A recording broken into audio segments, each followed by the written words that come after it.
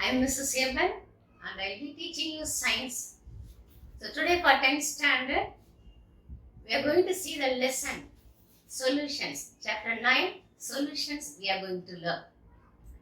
Already in your lower classes, you have learned about mixtures. So, what is a mixture?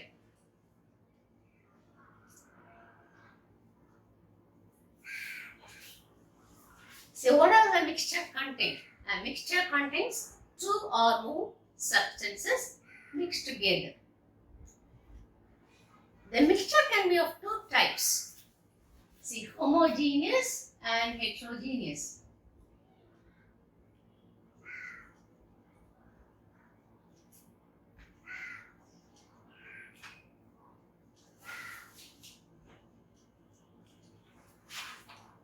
So, what are homogeneous and heterogeneous solutions or mixtures? See, when you mix two or more substances together, they can be of the same phase or two different phases. For example, you take 2 cups of water and in 1 cup add salt and mix well, and in another cup add sand and mix. See, after some time you can see this mixture which contains salt and water is transparent, that means it is in a homogeneous state. And the other one which contains water and sand, it is heterogeneous, it has two different phases. So from that we can understand the salt and water make a homogeneous mixture and sand and water make heterogeneous mixture. Now, out of these two, we call the salt and water mixture as solution. So, what is a solution now? A solution is actually a mixture which is homogeneous. So, in this you should know all the solutions are mixtures only, but all the mixtures are not solutions, because a mixture can be even a heterogeneous one. So that cannot be considered as a solution. So solution is one type of mixture. Okay. In our life, we come across solutions in different ways. Or else we can say, without solution, we cannot live in this world. Because of blood, it's a solution. The body contains urine, lymph. All are solutions. So without solutions we cannot live. The coffee we drink, the salt water or the ocean water, all are solutions only. So solution is an important part of our life. Now what does the solution contain? The solution contains two important components. First, as I told already, when you dissolve salt in water, it forms a solution. So, salt plus water gives you solution. Now, it is very obvious. See, in the salt solution, the amount of salt will be less, but the amount of water will be more. That is very well understood. So now, we call the substance which is present in lesser amount as solute. So salt is present in lesser amount in the solution, so we call it as solute.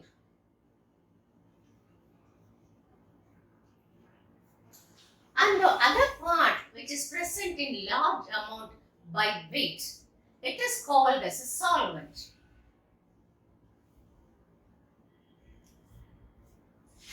So from this, what do you understand? A solute dissolves in a solvent and gives you a solution. And the substance which is present in lesser amount by weight in a solution is called as solute. The substance which is present in more amount by weight in a solution is called as a solvent. And next, we should know what are the different types of solutions. And before going into that, we should know a very simple one. If a solution contains only two constituents, one solute and one solvent, we call it as a binary solution. If it contains three, for example, in the water we dissolve salt and sugar together, the solution which we get we call as ternary solution because it contains three constituents, two solutes and one solvent. Next, we should learn about different types of solutions. Solutions can be classified based on different qualities or different categories. First one, based on the physical state. So first, based on physical state.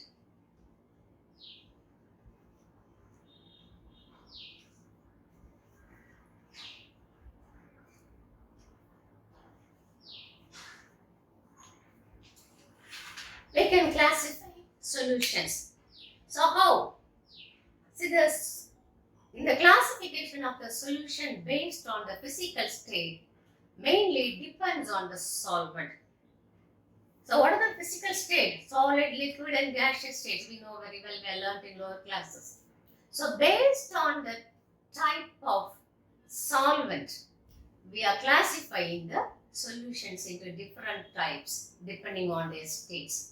First, when the solvent is a solid. So solid, you should know that when you think of solvent, it need not necessarily be a solution, a liquid. It can also be a solid or even a gas. So when you have solvent as a solid,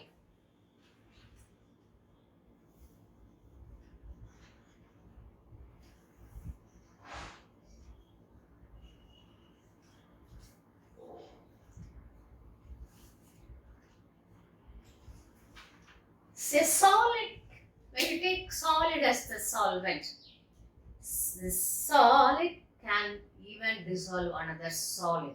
So the solute can also be a solid.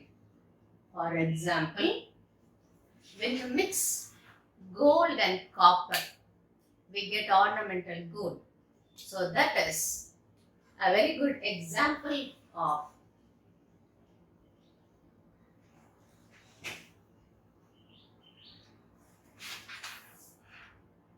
solid in solid. So here the solute and the solvent both are solids. So this solid this is a solution. Next, a solid can contain a liquid. You think of amalgams. So amalgams contain mercury as one of the metals. So when you have amalgams, you have solid and liquid because we know mercury is a liquid at room temperature. So when you have mercury amalgams, which are example for solid and liquid.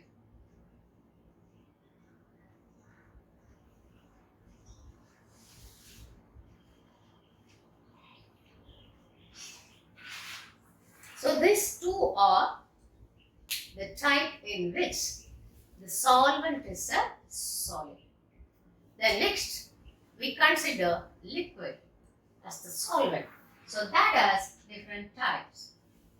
So here we have liquid as the solvent. So this when you take liquid as the solvent, liquid can dissolve a solid. It can dissolve a liquid and it can dissolve a gas also. So there are three ways in which a liquid can be the solvent in a solution. So what does liquid contains? Solid, as we saw already. When you take salt and dissolve it in water, salt is solid and water is liquid. So water is dissolving salt. So here it contains solid in liquid. Next, liquid in liquid. So here also the solvent is liquid. For example, the same water. Solute is a liquid, alcohol. If you mix or dissolve alcohol in water, then it is a liquid in liquid. Next is gas in liquid. So a gas can dissolve in a liquid. So very well we know the aerated drinks. So it contains carbon dioxide dissolved in water. So all the soft drinks we call, they all contain carbon dioxide in water. So carbon dioxide is a gas. It is dissolved in water under different conditions of temperature and pressure. So gas can be dissolved in liquid. Okay. Next is the solvent can be a gas. So a solvent can be a gas.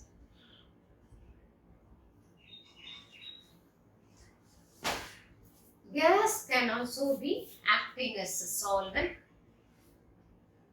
Very well example. A gas can dissolve first a liquid and a gas can also dissolve another gas.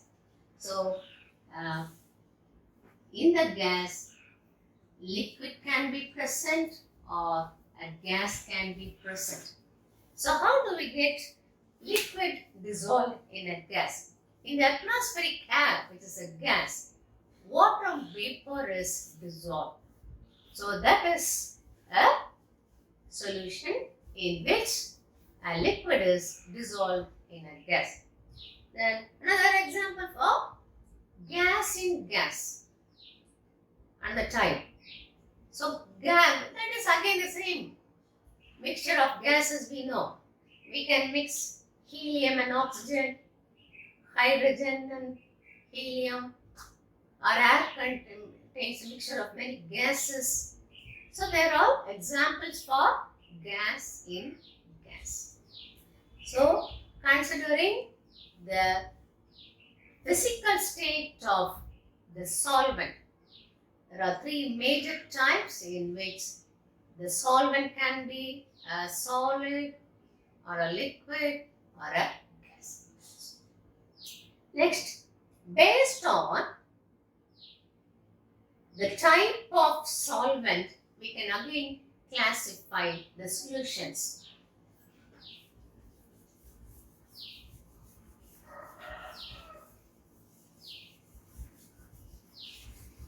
See, what type of solvent is it? Based on that, we can classify the solutions. We know very well water is a very good solvent, but it cannot dissolve everything. There is some difference. See, water can dissolve a lot of solutes. So, water is called as a universal solvent. But it cannot dissolve all the solute. So there is a change. So water alone cannot be the solvent. There are some other solvents also. So if in a solution, if water is considered or water is the solvent, then we call the solution as aqueous solution.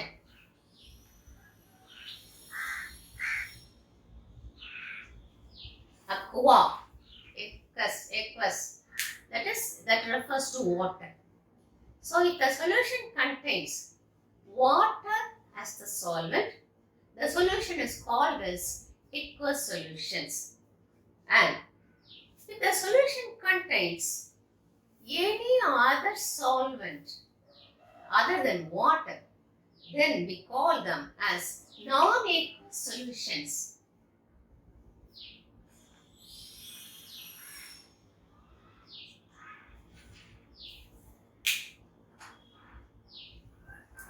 So, for what are the other solvents? For example, alcohol, benzene, ether, carbon tetrachloride, acetone, carbon manganese sulfide, they all can be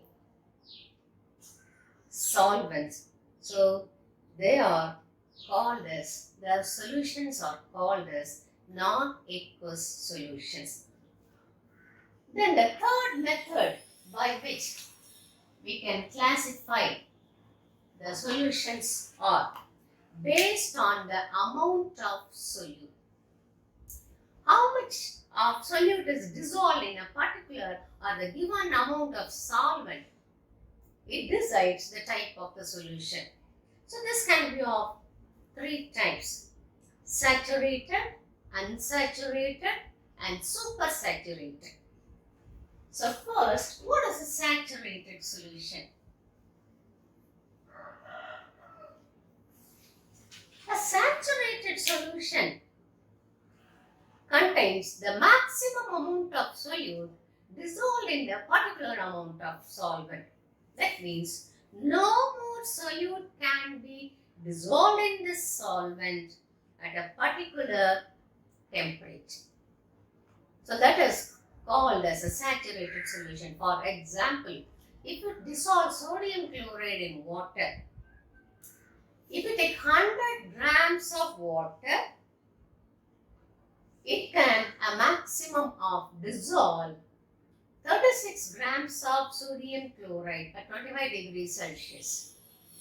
So a saturated salt solution can be prepared by dissolving 36 grams of sodium chloride in 100 grams of water at 25 degrees Celsius. So automatically unsaturated solution.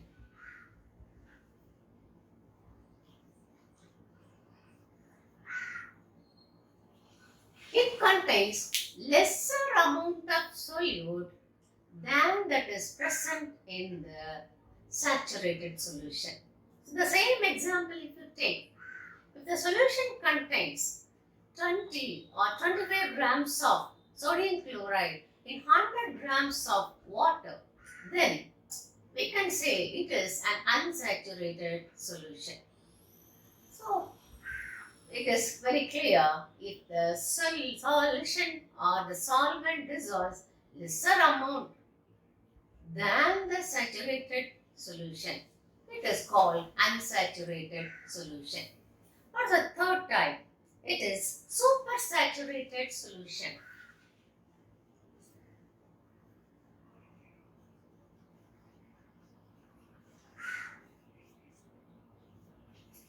What is supersaturated? Name itself tells you. It contains more solute than the saturated solution. That which contains saturated. What does that mean? The same sodium chloride example if you take. If a solution of which contains 100 grams of water has more than 36 grams of sodium chloride, maybe 40 or 39 or 45 at the same temperature, then it is called as supersaturated solution. So, if a solution, a salt solution contains 40 grams of sodium chloride in 100 grams of water at 25 degrees Celsius, we call it as supersaturated solution. But the thing you should know is the supersaturated solutions, they are not very stable. Actually, they are formed by altering the conditions of temperature and pressure. So they are not very stable. On slight disturbance, the extra amount of solute dissolved will get separated. So these are the three types of solutions based on the amount of solute dissolved in a particular amount of solvent. Next, there is another type, another way by which we can classify solutions, that is concentrated and dilute solutions.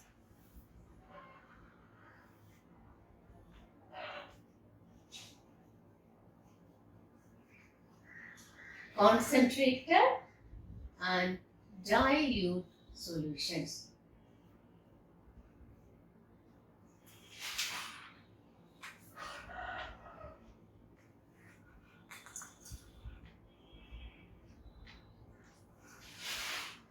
So this method of classification, it is actually a comparison of two solutions which contain the same solute and same solvent. It is a relative concentration of the solutions which contain same solute and same solvent. So how do you compare? So if a solution contains more amount of solute dissolved in a particular amount of solvent than the other solution, it is called as concentrated solution, and the other solution is called as dilute solution. So the same solute and solvent when you compare two solutions, the one solution which contains more solute than the other which are dissolved in the same amount of solvent are called as concentrated solutions, and the solution which contains lesser amount of solute is called as dilute solutions. So these are the four different ways by which we can classify solutions. So next we have to learn about solubility. So what is solubility?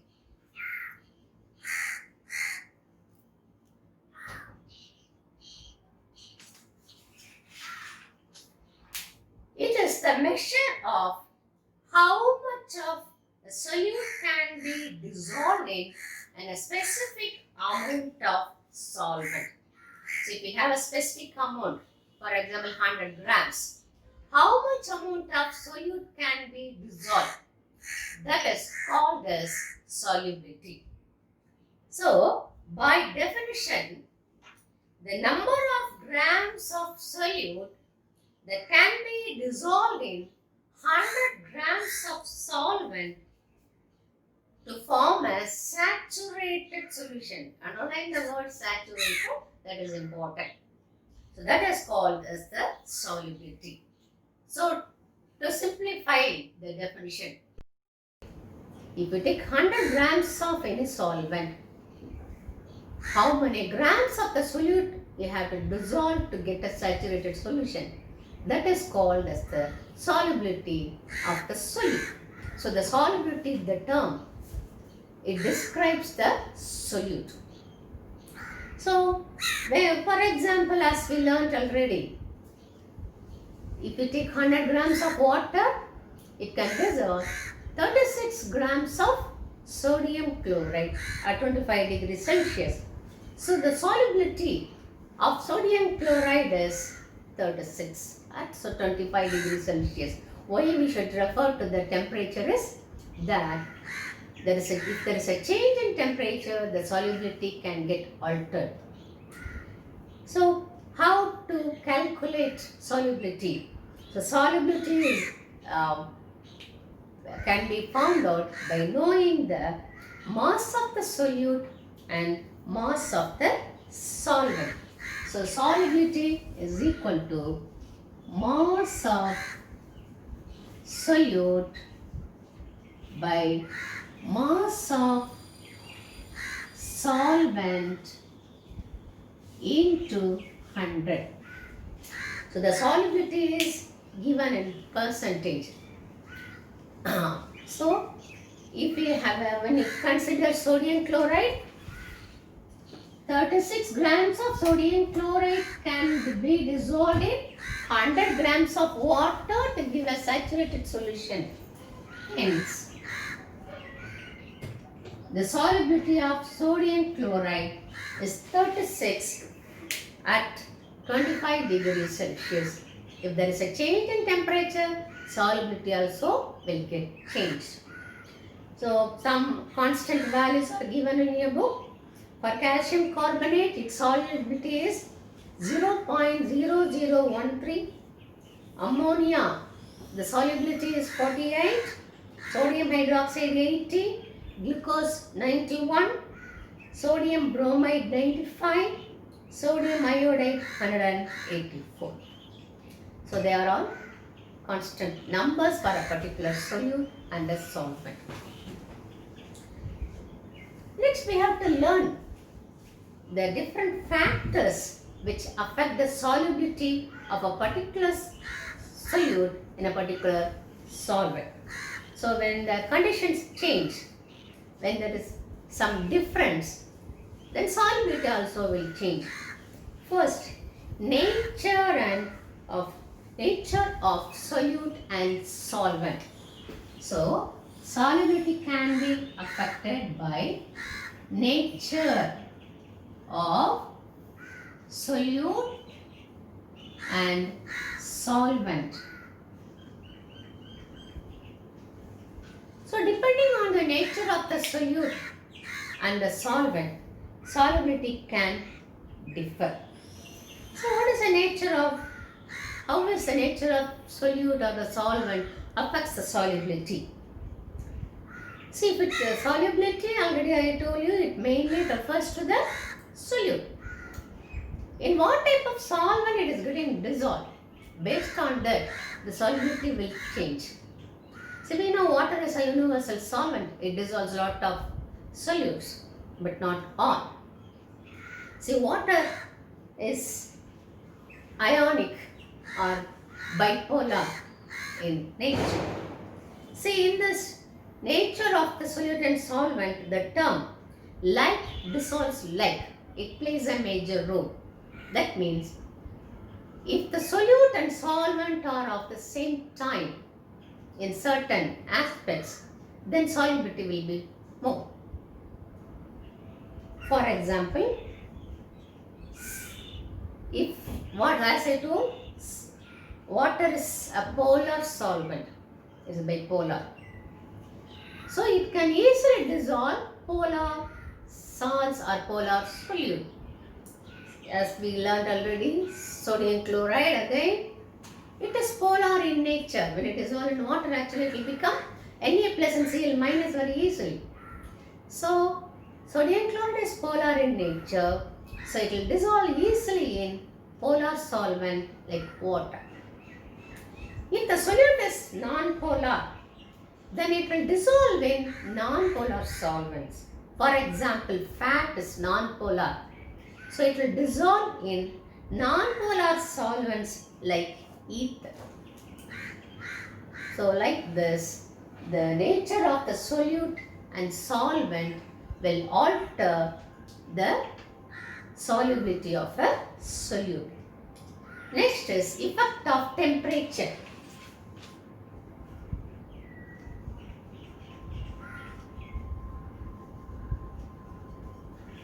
Temperature can affect the solubility of a solute.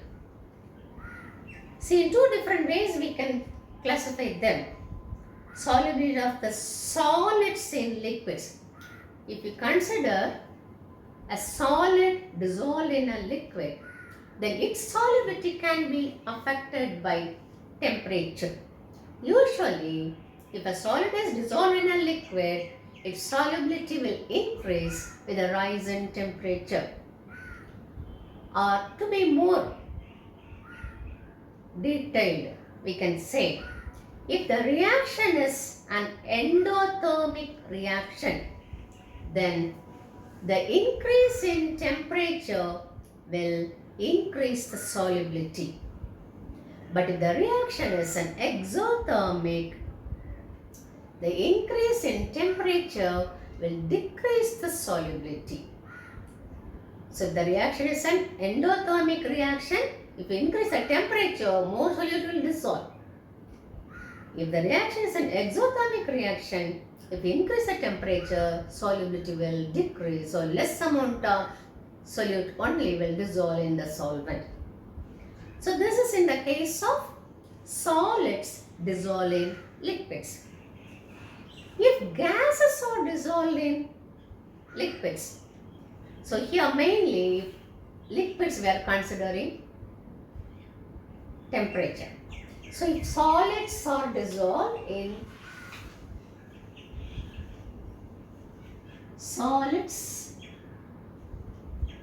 liquids, if it's an endothermic reaction, there is an increase temperature increases, solubility increases. In exothermic reaction, if the temperature increases, solubility decreases. Here, solids are dissolved in liquids. If gases are dissolved in liquids, so this is a different, so this A, and next is gases are dissolved in liquids. In this case, an increase in temperature will decrease the solubility. See, we know we are drinking aerated drinks, soft drinks. When you heat the aerated drink, all the gas will come out immediately, because when the temperature increases, solubility will increase. We also know very well water contains dissolved oxygen in that. When you heat the water, we get bubbles coming out. What is that? It is the dissolved oxygen present in the water which is coming out because of higher temperature.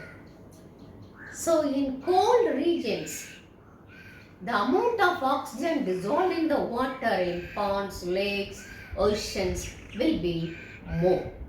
So automatically in cold regions, aquatic animals will be more compared to hot regions, because in animals and plants also, because in cold regions the amount of oxygen dissolved in the water will be more, so more plants and more animals live in that water.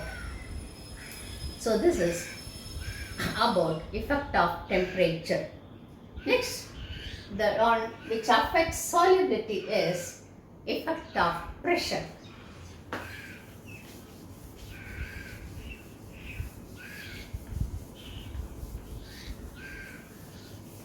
Pressure will affect the solubility of the particular solute. Again, we can come to the same aerated drinks. So in aerated drinks, already I told you, carbon dioxide is dissolved in the water.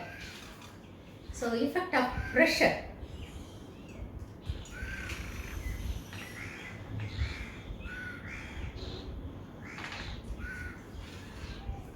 Carbon dioxide is dissolved in water under high pressure. When you open the soda, why is it gushing out, or what is it coming out? As I told, carbon dioxide is dissolved in the water under high pressure. When you open the cap, the pressure decreases, so solubility decreases, and hence the dissolved carbon dioxide comes out with a force.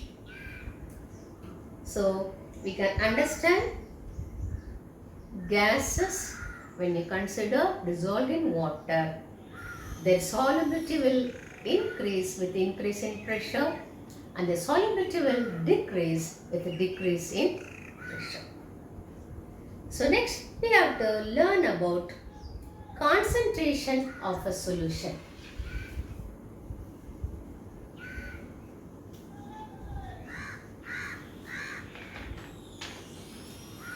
What is a concentration of a solution? The amount of solute present in a given amount of solution or something solvent is defined as the concentration of solution. Amount of solute present in the given amount of solution. This concentration can be defined or calculated in two different ways. One is by mass, another one is by volume. So if we are considering the concentration of a solution in terms of mass, we call it as mass percentage. So mass percentage. So mass percentage is the percentage by mass of the solute present in the solution. Percentage by mass of the solute present in the solution. So how can we calculate? We can calculate it by the formula mass of solute by mass of solution into 100. It is given in terms of percentage. So, how many grams of solute dissolved in 100 grams of solution? That gives you the concentration by mass percentage. So, this can be written as mass of solute by, instead of solution, we can write it as mass of solvent plus solution into 100. So this is how we can find out the concentration of a solution. It is expressed as W bar W. That is weight by weight. W bar W. It is independent of the temperature. The change in temperature will not affect this concentration by mass. So next is volume percentage.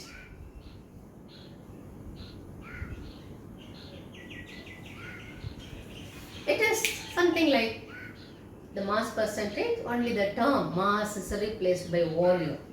So it is the percentage of volume of the solute present in the given volume of the solution. How many milliliters of solute is present in 100 milliliters of solution?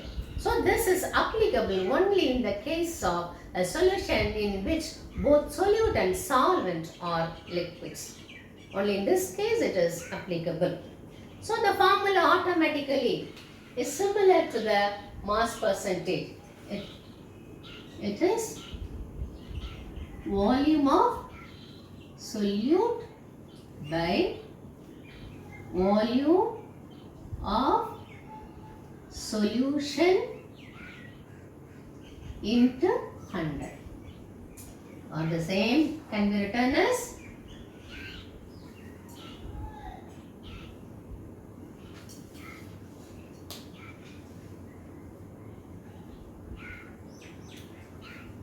volume of solute by volume of solute plus solvent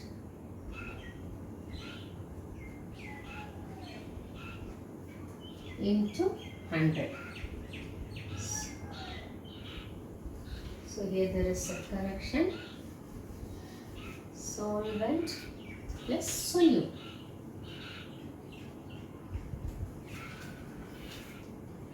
Okay, so this is given by V by V. This is the concentration by volume. So usually it is expressed in ml. So this usually when we have syrups, cough syrups or mouthwash or antiseptic solutions, their concentrations are given in volume, V by V. When you have ointments, antacids, soaps, their concentrations are given in W by W, that is weight percentage. So this all about concentration. It is what is concentration of a solution? It is the amount of solute present in the given amount of solution. So next, we should learn about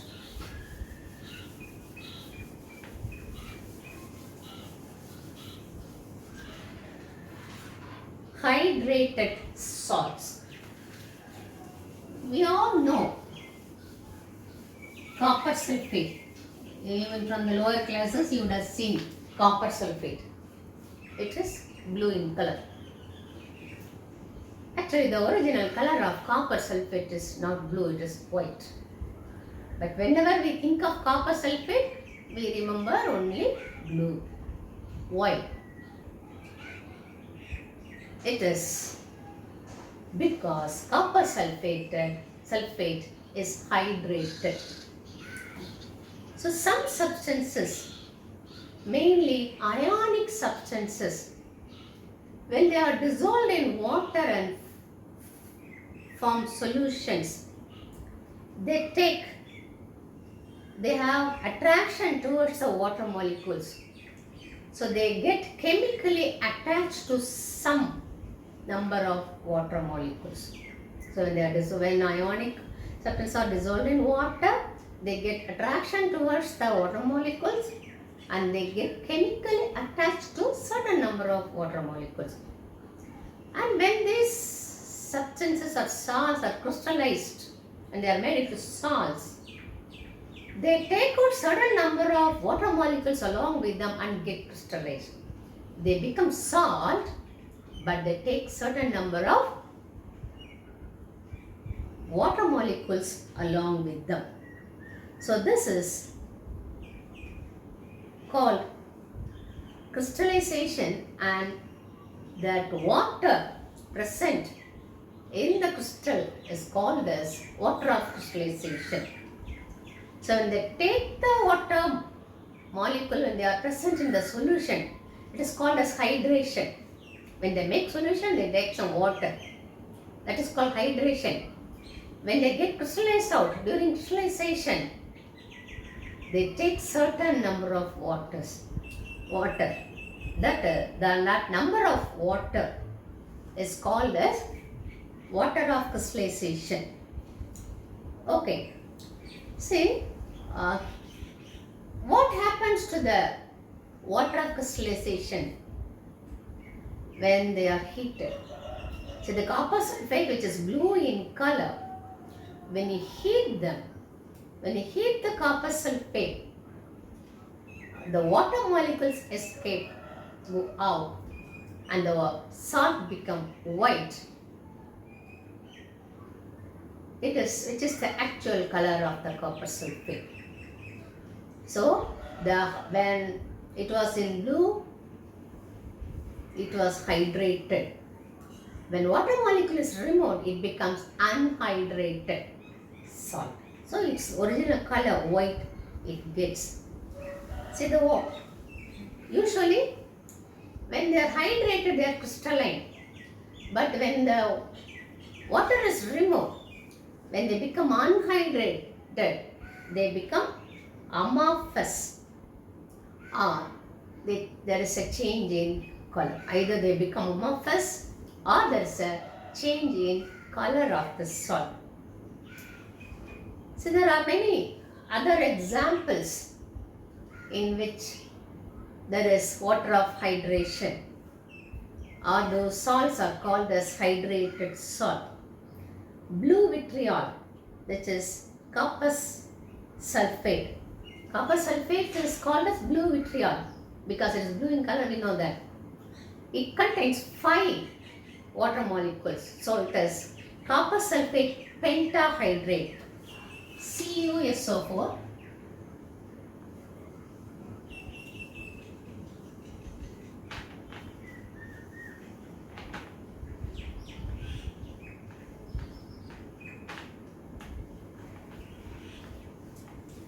It contains 5 molecules of crystallization. See, Epsom salt, which is magnesium sulfate, it contains 7 water molecules. So it is called as magnesium sulfate heptahydrate, MgSO4 it contains 7 water molecules. So to refer to that, along with the molecular, you have to put a dot and then write the number of water molecules present in that. Some more examples: gypsum, calcium sulfate, it is dihydrate, it has 2 water molecules. Then green vitriol, ferrous sulfate. So this ferrous sulfate is heptahydrate, it contains 7 water molecules. Then white vitriol, zinc sulfate, is also heptahydrate, it contains 7 water molecules. So when this copper sulfate, when it is heated, it loses the 5 water molecules. This is actually blue in color. This is white. This is hydrated salt. So hydrated copper sulfate is blue in color. When it loses the water molecule, it becomes unhydrated and becomes white. Is there a chance this white becomes blue again? Yes. When you add some water, or if you just leave it open for some time, it will absorb the water from the atmospheric air and it becomes again blue in color. So it is reversible. So the salt which became white on heating can become again blue, which is hydrated either by adding water or by keeping it open so that it absorbs water molecules from the atmosphere. The same thing happens with this magnesium sulfate also. So MgSO4 plus 7H2O. So when you keep it open or add some water, they'll get hydrated again. Next we have to learn 2 terms: hygroscopy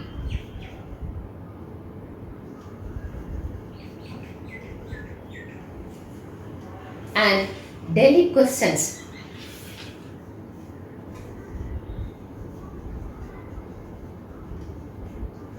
What is hygroscopy and deliquescence? These two are actually related, both are related to each other, both the processes are.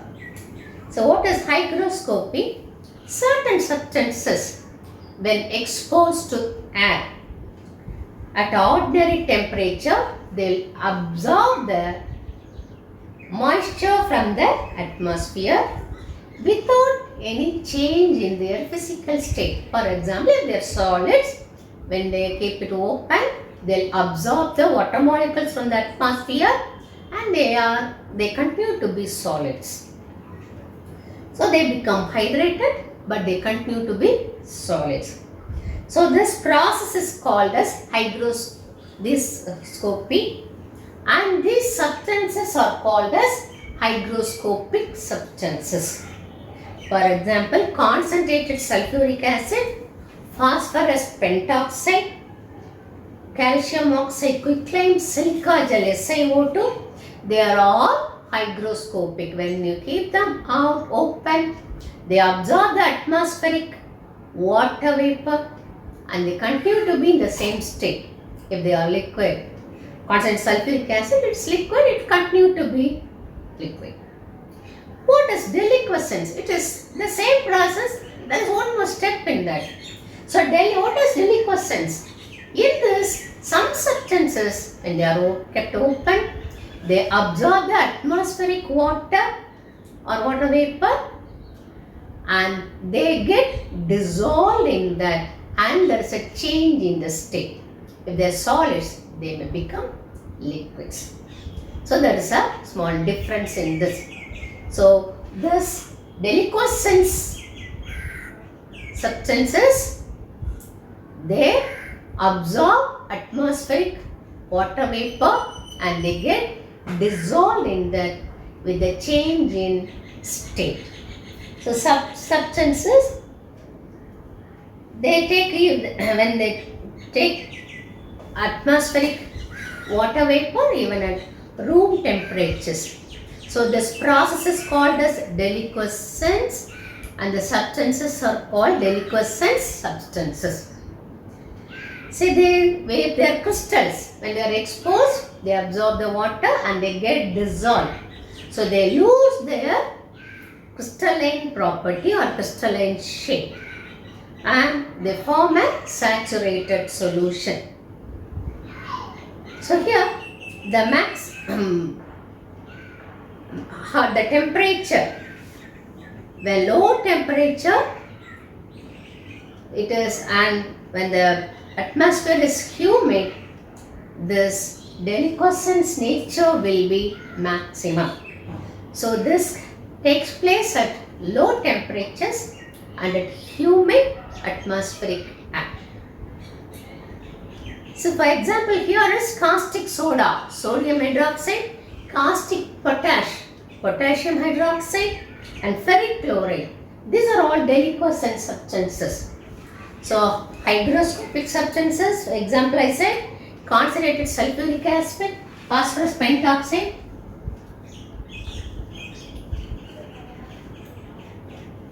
P2O5, etc. Here this is sodium hydroxide mainly.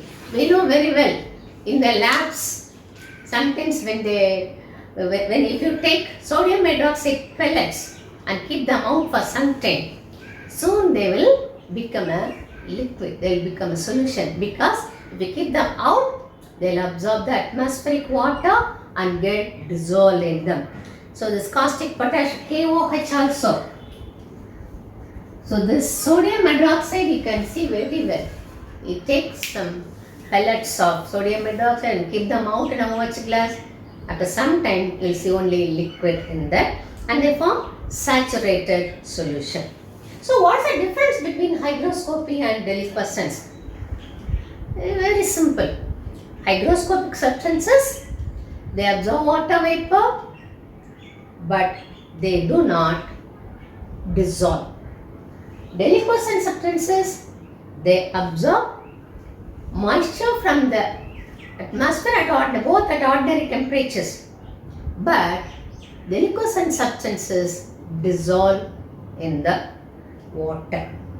Second point, the same thing, there is no change in the physical state of the hygroscopic substances when they absorb the moisture. But in deliquescent substances, there is a change in the physical state because they absorb the moisture and get dissolved in that. Third one, usually this hygroscopic substances will be amorphous solids or liquids. They only act as hygroscopic substances. The deliquescent substances are usually crystalline solid, like sodium hydroxide. There are crystalline solids. They get dissolved in the water vapor and become a liquid. So these are the differences between deliquescent substances and hygroscopic substances. So students, today we have learnt about the solutions. So as I told you from the beginning, solutions are a type of mixtures. Just we will have a small revision. Solutions are type of homogeneous type of mixtures. We use them daily in our life, and the solution contains two parts. One is solute, another one is solvent. Solute is present in lesser amount, solvent is present in larger amount. If there are only two contents present, we call them binary solution. If there are three, then we call them ternary solutions. And solutions can be of different types based on the physical state. It can be three, in which solid is the solvent, or liquid is the solvent, or gas is the solvent. Based on the amount of solute present in the particular amount of solvent, we can classify them as saturated, unsaturated and supersaturated solution. Then third type, fourth type, we can classify them as concentrated and dilute, which is a relative concentration, that is concentration by comparison. And then we learned about solubility. It is how much of a solute can be dissolved in a specific amount of solvent. That is, it is the number of grams of solute that can be dissolved in 100 grams of the solvent. 100 grams of the solvent, not the solution. 100 grams of the solvent to form a saturated solution. Very good example. 36 grams of sodium chloride will dissolve in 100 grams of water to get a saturated solution.